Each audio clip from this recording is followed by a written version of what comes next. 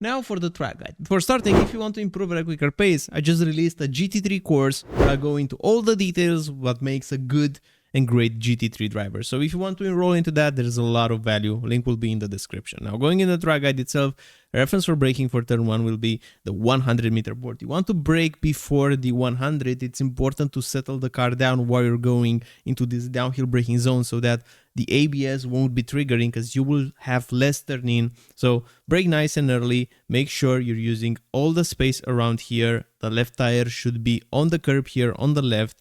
Third gear, second gear. As you get closer to your final turning point, you're going to be downshifting to first. Make sure you get to first gear before you fully commit to the turn in, because otherwise the TC can actually kick in. You will just kick the rear end a little bit too much. So in first gear, downhill braking, make sure you're still maintaining brake pressure engaged so that you have more front end.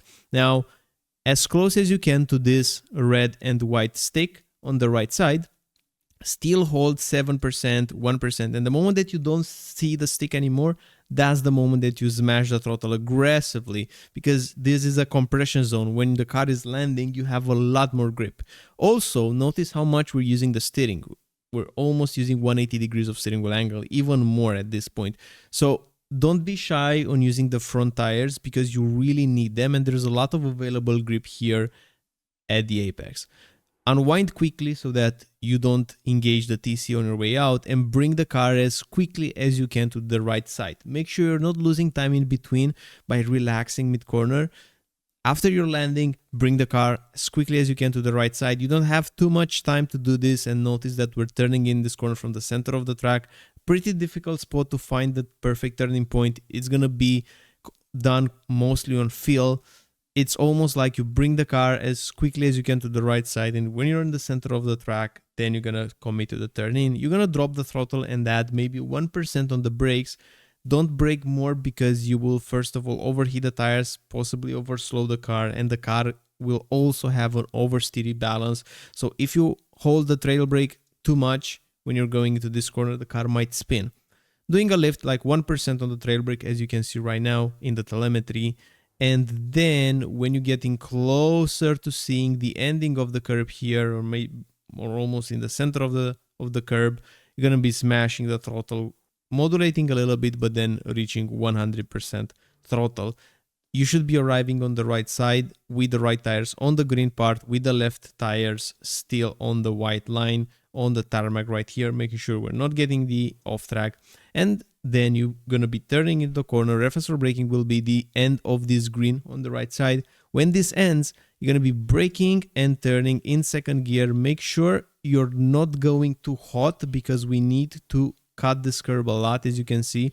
Low percent trail braking and second gear, left tires on the grass, concrete and grass actually, pushing the throttle aggressively.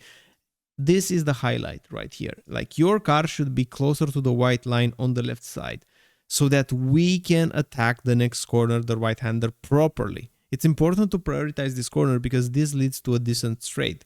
So for this corner, what we're gonna do, we're gonna turn with 100% throttle in the corner. As we get closer to the corner, we're gonna drop it. Don't drop the throttle to 0, like we're dropping to 30%, 20%, and then put the throttle back out. Make sure you're taking a lot of curb, and make sure you're using all the track. You know you're using all the track if you arrive in this position right here, all the way to the green part on the left side. And by the way, this was done with the fixed setup, but if you want to improve even more and you run the open series, highly encourage you to check Go Setups. They have amazingly quick setups, and we also have a 10% discount code here on the channel.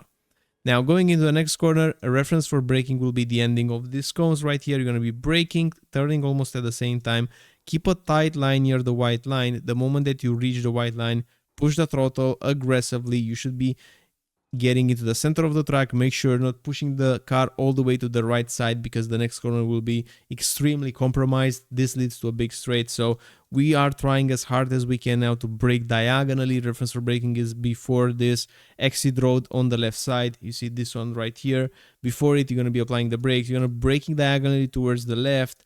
And then when you get closer to the corner, you're going to turn towards the right. So it's definitely a compromise to be had around here. How much track you're using versus how much speed you're carrying. Because if you're all the way to the left, you're going to be overslowing the car too much. It's not going to be worth it. So being in the center of the track, center left, and then committing to the corner, it's going to be your best bet. This is a compression zone right here. The moment that you feel the suspension compressed, smash the throttle very, very aggressively, use all the track, second gear going to third, and now we're preparing into a corner that will lead to an actual big straight. So reference for braking will be here at the beginning of this curb, grayish curb on the left side. Make sure you're cutting it just like this. So use all the space on corner entry. Then you're gonna be aiming for a double apex approach, but taking the first apex early. So you will be going straight diagonal towards this part of the curve that you can see right now, braking, third gear, second gear, taking the first apex, now letting the car drift out towards the center while still holding your brakes engaged, and then smashing the throttle aggressively, taking the second apex and making sure you're using all the track on your way out.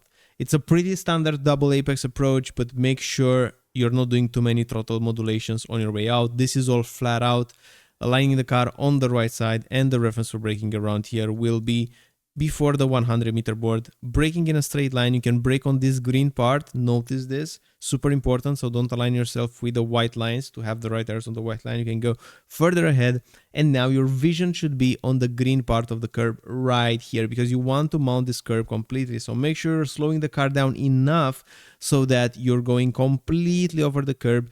You should be pressing the throttle not on the curb, but on your way out of the curb. So on the curb, still hold the brakes, push more speed in the corner, then press the gas aggressively, because the entry speed matters more than the exit, because now we have another corner. So in terms of how much track you use, don't go on the green. Even though it's tempting, you won't have enough time to reposition for the next right-hander, and that right-hander leads to a bigger straight. So as you can see, this track is difficult because it has a lot of decision making, the way that you're choosing to use or not use the track, because you're prioritizing some corners. So that's exactly what happens here. We're prioritizing the right-hander in front of us. We're going to bring the car towards the left. When it's at the white line, we're going to be braking and turning at the same time. Low percent rail braking so that the ABS won't kick in, so that the car will have more turn in. When you get close to this part of the curb, you're going to smash the throttle aggressively, 0-100%, use all the space, and make sure you're not going on throttle and then dropping, going on throttle, dropping. All those throttle corrections will completely kill your lap times in corners like this. Now for the final chicane, second to last corner, reference for braking will be in the middle of 150, but more closer to 50. So you can look at the 50, but make sure you're not braking very late because it's a difficult corner. Make sure you're not braking very aggressively because we don't want to trigger the ABS too much. In third gear, cutting a lot all the way to this red cone, pressing the gas the moment that we're red cone and holding it straight. You have to be quick with your hands. If you're noticing in the hot lap, we're going left, right very quickly. Make sure you're not too slow with your hand movements because there's a lot of grip available on the fronts, and if you're not using it, you might end up understeer on your way out. Using all this curve for the last corner, so your car should be with the left tires on the drain. You're going to be braking in the middle of this higher curb, and then you'll go to second gear, aim to take a late apex. So notice that we're pressing the throttle after that arrow from the pit entry, and a little bit modulation in the last part just to make sure we're using everything, but we don't get the off track. And in short, that's the lap. So I hope you like it. I hope you enjoy it. If you want to improve at a quicker pace, GITGUDRacing.com, a lot of courses and Go setups if you're running the open series. Thanks for watching. I'll see you in the next one. Bye bye.